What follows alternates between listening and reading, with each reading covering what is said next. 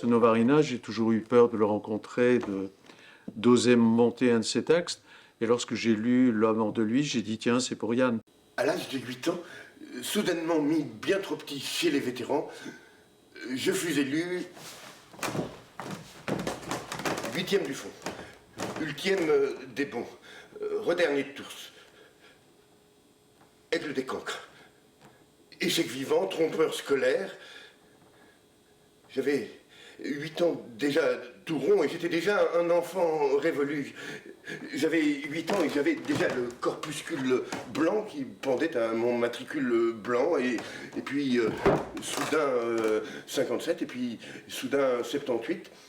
Dont 26 d'inconduite, 2 en participation, 19 en négation, 18 en incapacité, 128 en contradiction, 15 en falsification, un 40 en logique et 20 sur 20 en refus. C'est infernal, parce que d'abord on ne comprend rien, et après, une fois que la mémoire est là, elle est quand même particulièrement difficile à acquérir.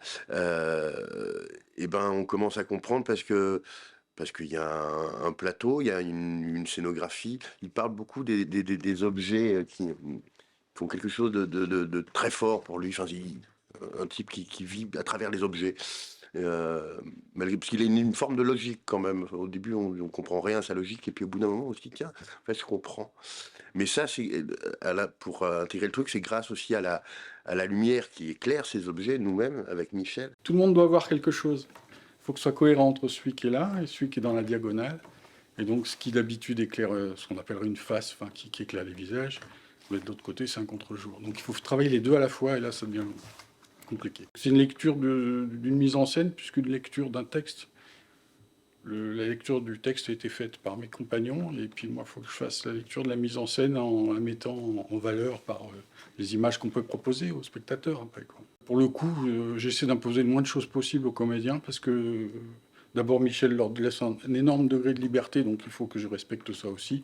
À part quelques points de rencontre qu'on se dit là, c'est quand même vachement bien ici, viens là, s'il te plaît. Et voilà, mais sinon...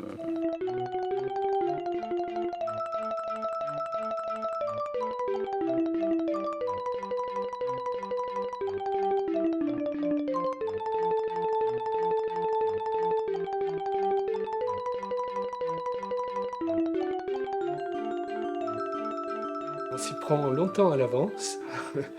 on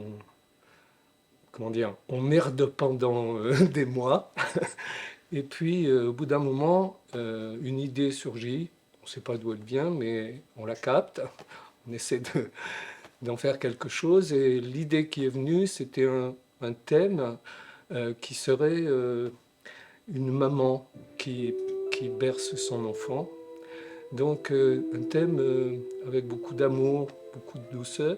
On décide au préalable que dans telle séquence, la musique serait juste, plus ou moins, quoi. On fait des tentatives et ensuite, comme un costumier, on retouche. Voilà. Et puis arrive un temps où un grand trajet se dessine. Alors on sait que ce trajet est jalonné de ceci, cela, voilà.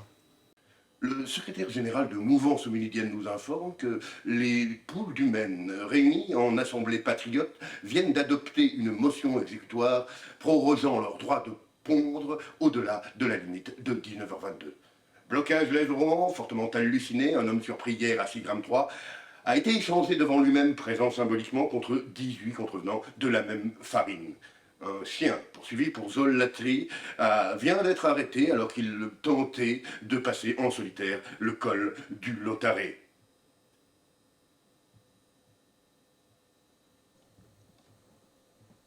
L'important, c'est Yann, parce que tu ne montes pas ce spectacle si tu n'as pas Yann. Donc, comme c'est un travail de funambule, c'est un travail sur le langage incroyable. Il mange des mots, il en invente certains, c'est une espèce de nourriture. On ne sait pas si c'est lui qui parle ou si c'est quelque chose qui parle à travers sa bouche, comme ça, une espèce de logorrhée. Il fait un peu le même boulot qu'un Beckett pour arriver comme ça à une espèce de truc vider de tout, mais il le fait l'inverse, il le fait par le trop-plein. Beckett, lui, va faire par le presque rien. Et il arrive comme ça à un petit peu la même conclusion. Il épuise le langage comme ça. Mais c'est un jeu, c'est pas... On peut pas dire que c'est particulièrement une métaphysique, c'est autre chose. C'est une façon d'être au monde qui se bat contre le réel, disons quoi. Bon, je préfère être ailleurs, quoi. C'est un lieu qui crée, qui invente, qui cherche, qui prend des risques. Et il faut que le public vienne pour découvrir Novarina. Paul Pantalon a clairement fait mon